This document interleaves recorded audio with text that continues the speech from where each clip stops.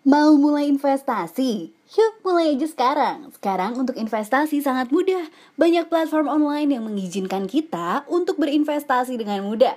Tapi gimana cara mulai investasi ya? Kalau kamu masih pemula, kamu wajib banget buat simak terus video ini. Jangan lupa buat subscribe dan nyalakan juga loncengnya biar kamu gak ketinggalan update terbaru dari Finansialku.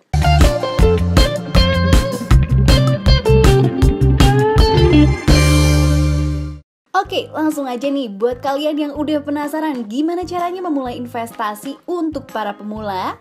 Minku mau kasih tahu cara-cara untuk investasi bagi pemula biar kalian nggak rugi maksimal. Ini dia. Yang pertama, tentukan dulu tujuan kamu.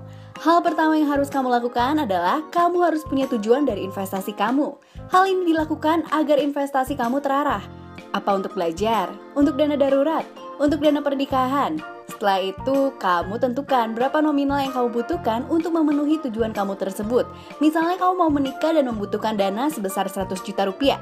Tentukan juga berapa lama lagi kamu mau mencapai tujuan tersebut. Misalnya 2 tahun lagi.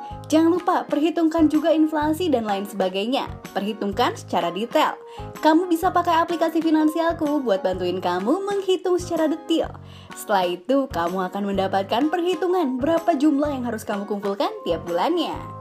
Yang kedua, tentukan berapa persen keuntungan yang ingin didapat.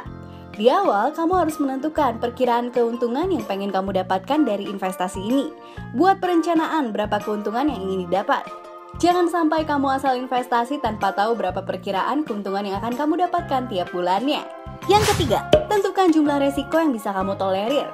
Hal ini pun harus kamu tentukan sebagai mitigasi resiko. Investasi nggak selamanya untung, karena pada prinsipnya high risk, high return. Semakin tinggi kamu mendapatkan keuntungan, maka semakin memungkinkan juga resiko tinggi terjadi. Jadi, perkirakan seberapa sanggup kamu menanggung kerugiannya. Yang keempat, cari instrumen yang sesuai. Setelah tahu berapa keuntungan dan berapa resiko yang memungkinkan didapat, carilah instrumen investasi yang sesuai.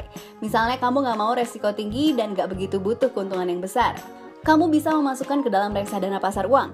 Carilah yang sesuai. Yang kelima, dalami dan pahami risiko dari instrumen yang dipilih. Pilih instrumen yang udah kamu kuasai ya. Perhatikan resikonya. Investasi itu bukan judi kalau kamu tahu cara kerjanya, tapi kalau kamu asal-asal masuk investasi, sama aja sama judi, oke? Kamu perlu pahami dan pelajari dulu bagaimana memilih instrumen yang tepat. Misalnya di reksadana, kamu perlu tahu manajer investasi dan produk yang bagus. Kalau di saham, kamu perlu tahu saham mana yang sedang undervalue dan semacamnya. Semuanya itu bisa kamu pelajari loh. Sekarang ini udah banyak banget kelas-kelas online yang akan bantu kamu memahami dan mempelajari berbagai macam investasi, termasuk Finansialku. Kamu bisa langsung ikutan kelas belajar reksadana, saham, dan juga properti. Wow, asik banget kan? Di situ kamu akan diajarkan secara detail bagaimana cara memilih manajer investasi yang tepat. Lalu kalau kamu ikut grup belajar saham, kamu akan mendapatkan tips and trick buat mencari perusahaan yang undervalue. Wow, yuk langsung aja daftar sekarang. Daftar di link yang ada di description box. Yuk, sebelum ketinggalan batch bulan ini, investasi untuk pertama kali emang menegangkan. Tapi dengan ilmu yang mumpuni dan juga mindset yang tepat, kamu akan bisa mendapatkan keuntungan setimpal dengan langkah yang kamu ambil saat ini. Oke, selamat berinvestasi. Salam sukses dari Finansialku. Bye-bye.